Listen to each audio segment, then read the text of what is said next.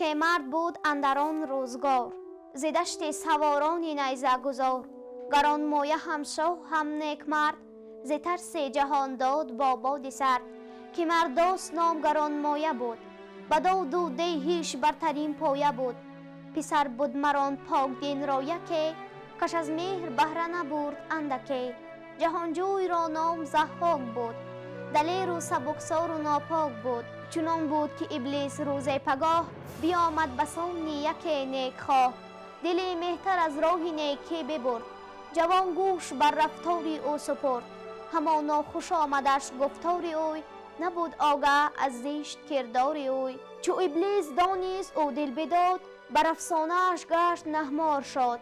فراوان سخن گفت زیبای و نغز، جوان را ز دانش تهی بود مغز. همه گفت دارم سخنهای بسی، که آن را جز از من نداند کسی. جوان گفت برگوی و چندین مپای، بیاموز ما را تو ای نیک رای. بدو گفت پیمان خواهم نخست، پس از آن سخن برگشایم درست. جوان نیک دل بود پیمانش کرد، چنان که او بفرمود سوگند خورد. که راز تو بر کس نگویم زبان، ز تو بشنوم هرچه گویی سخن. بدو گفت جز تو کسی در سرای، چرا بایدن ای نامور کت خدای. بگیر این سری مایه درگاه اوی، تو را زیبنده اندر این جهان جای اوی. چو ضحاک بشنید اندیشه کرد، ز خون پدر شد دلش پر ز درد. به ابلیس گفت این سزاوار نیست، دیگر گوی کین دری کار نیست. بدو گفت من چاره سازم تو را، به خورشید سرفرازم تو را. تو در کار خاموش می باشی و بس، نباید مرا یاری از هیچ کس. مرا پادشاه را اندر سرای، یکی بوستان بود بس دلگشای. با بلبل همان روز شد دردمند، بدانست کآمد به تنگی گزند. دبیر جهان دیده را پیش خواند، هر آنچش به دل بود با او براند. با مادر یکی نامه فرمود و گفت، که آگاهی این مرگ نتوان نهفت. ز گیتی مرا بهر این بود که بود، نکاهد زمانه نشاید فزود. تو از مرگ من هیچ غمگین مشو، که اندر زمان این سخن نیست نو. هر آن کس که زاید ببایدش مرد، اگر شهریار است اگر مردی خرد.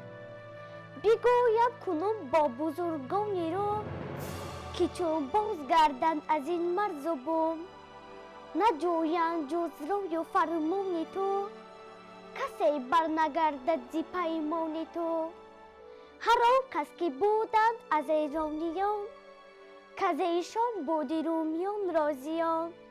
سپردم به هر مهتر کشوری، که گردد بدان پادشاه سره. همان نام نیازش نیاید برون، برآساید از دشمنان مرز و بوم. به سال زیدی نوری من 100,000، ببخشید بر مردم خویش کار. مرا مرده در خاک مصر آگنید، ز گفتار من هیچ من را گنید. گر آید یکی روشنک را پسر، شود بیگمان زیده نام پدر. نباید که باشد جز او شاهی رو، که او تازه گرداند آن مرز و بوم. وگر دختر آید به هنگامی بوس، بپیوند با کودک فیلقوس. تو فرزند خوانش نه دامادی من، بدو تازه کن در جهان یادی من.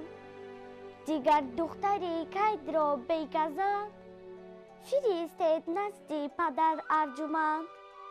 ابا بدرو برده این نیکخواه، این موری بسیجد با او برا. همان افسر و گوهر و سیم و زر، که آورده بود او ز نزد پدر. برفتن چون او گشت هم داستان، فرستید با او به هندوستان. من در همه کار کردم به بد، به بیچارگی دل نهادم به مرد. نخست آنکه تابوت زری کنید، کفن بر سرم عنبرآگی کنید. ز زربفت چین سزاوار من، کسی سر نپیچدیتی موری من همه درزی تابوتی ما را بقیر بگیرید و کافور و مشک و عبیر تو پردی من مادر پرخیرت نگه دار تا روزی تو بگذرد